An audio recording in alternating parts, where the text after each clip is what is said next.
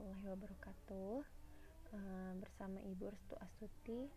Pada video sebelumnya Ibu sudah jelaskan mengenai struktur dari membran sel. Masih ingat ya bahwa membran sel itu adalah kulit dari sel, jadi letaknya pasti paling luar.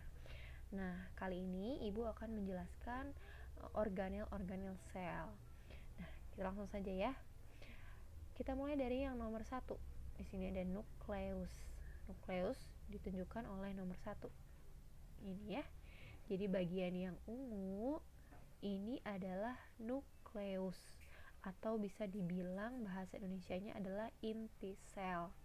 Nah, nukleus itu ada lagi bagian-bagian di dalamnya. Ada yang namanya nukleolus dan ada yang namanya nukleoplasma. Kalian perhatikan ya, Ibu tambahkan.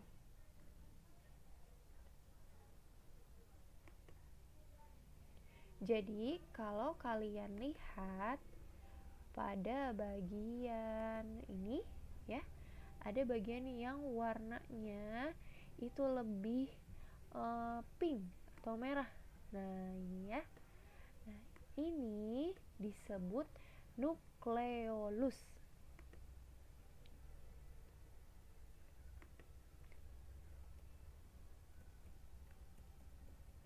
Nah, nukleolus itu bahasa Indonesianya adalah anak inti. Jadi ada inti sel yang disebut nukleus dan ada anak inti sel yang disebut nukleolus. Kemudian nih, kalau kalian perhatikan di sekitarnya nih, warnanya lebih pudar. Nah, ini juga bagian dari nukleus atau inti sel. Nah, ini namanya, sebentar. Yang ini namanya adalah nukleoplasma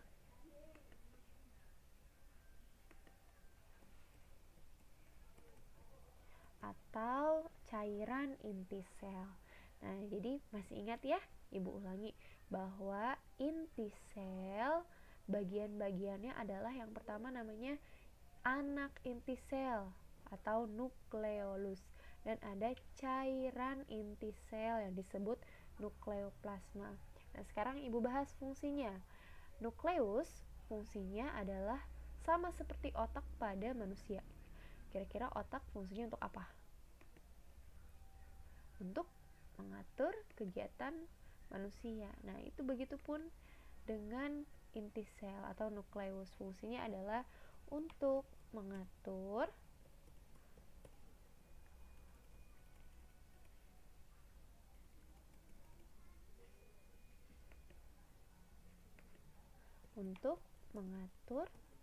seluruh kegiatan sel. Jadi si nukleus ini kita analogikan sebagai otak. Nah, kemudian kita beralih ke nomor 2. Ada namanya endoplasmatic reticulum, atau bahasa Indonesianya yang lebih mudahnya retikulum endoplasma. Nah, retikulum endoplasma ini ya ditunjukkan oleh nomor 2. Nah, retikulum endoplasma itu dibagi lagi menjadi 2 bagian. Ya. Ada yang namanya retikulum endoplasma kasar dan ada yang namanya retikulum endoplasma halus. Apa maksudnya ada yang kasar, ada yang halus? Perhatikan ya, kalau retikulum endoplasma kasar, dia tubuhnya nih, bagian dari tubuhnya retikulum ini ada bintik-bintiknya. Nah, bintik-bintiknya itu adalah ribosom. Ibu ulangi ya, retikulum endoplasma kasar adalah retikulum yang pada bagian tubuhnya ditempeli oleh ribosom. Ini biar tidak lupa, tambahkan.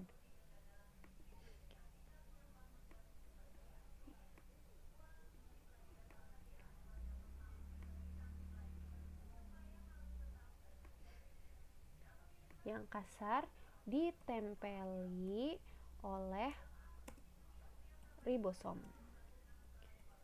Sedangkan yang halus berarti tidak ditempeli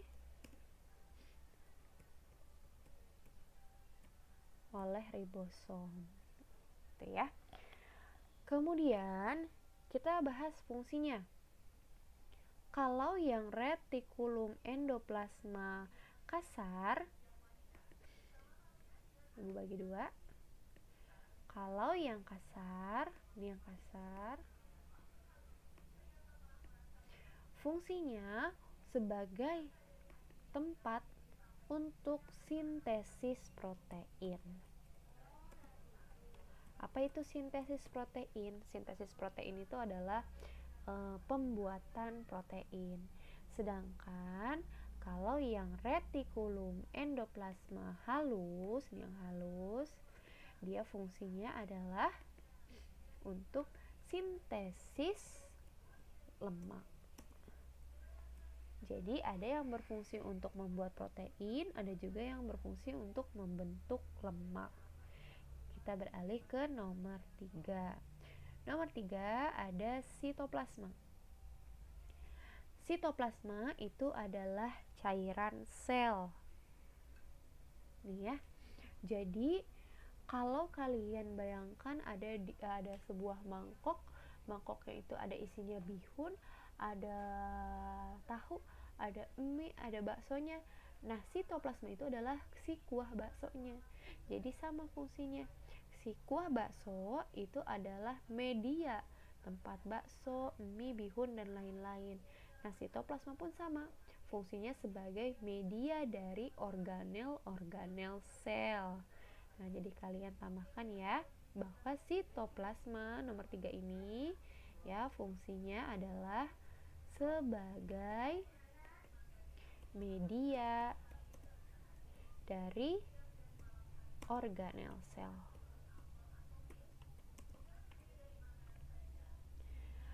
Kemudian kita beralih ke selanjutnya, nomor 4 ada Golgi apparatus atau bisa disebut aparatus Golgi, atau boleh dibilang kompleks Golgi, atau boleh juga dibilang badan Golgi. Kalau Ibu lebih seringnya menyebutnya badan Golgi ya, itu bebas.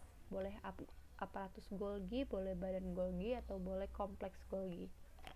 Nah, bagian ini fungsinya adalah untuk mengepak protein. Jadi seperti apa ya? Seperti gudang. Jadi dia fungsinya untuk menyortir, mengepak, mendistribusikan protein yang tadi sudah dibuat oleh siapa? Oleh retikulum endoplasma kasar. Jadi untuk mengepak protein.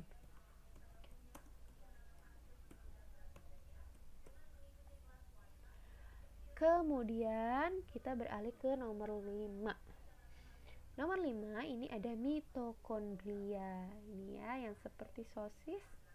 Nah, ini fungsinya adalah untuk menghasilkan energi, atau sebenarnya dia juga punya fungsi sebagai tempat respirasi sel. Nah, seperti yang kita tahu ya bahwa respirasi itu fungsinya nantinya akan menghasilkan energi. Jadi karena dia melakukan respirasi sel, berarti dia juga bisa menghasilkan energi.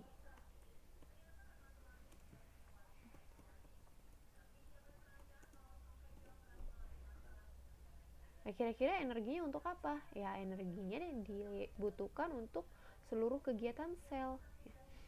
Kemudian kita beralih ke nomor 6.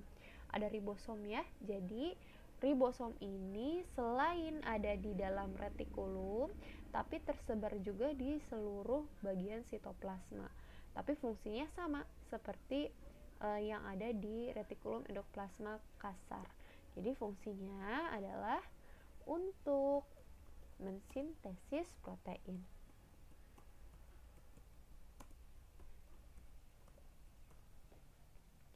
Kemudian kita beralih ke nomor 7. Nomor 7 ada lisosom. Ya. Lisosom ini fungsinya sebagai pengatur pencernaan sel. Atau lebih mudahnya jadi pencernaan sel. Maksudnya apa, Bu? Kok sel melakukan pencernaan? Jadi nanti ada yang namanya siklus sel ya. Jadi dalam siklus sel itu nanti ada zat yang masuk, ada zat yang keluar melalui membran sel. Nah, nanti yang membantu proses tersebut adalah bagian ini, bagian dari siapa tadi namanya? Lisosom.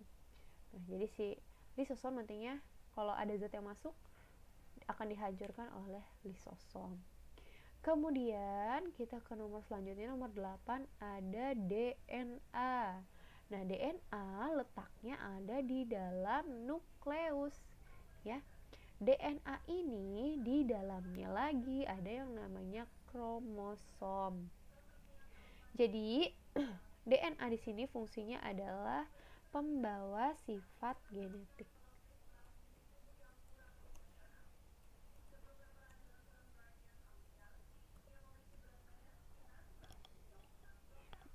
Jadi dia bawa informasi genetik ya, gimana bentuk rambut kalian, gimana warna kulit kalian, dan lain sebagainya.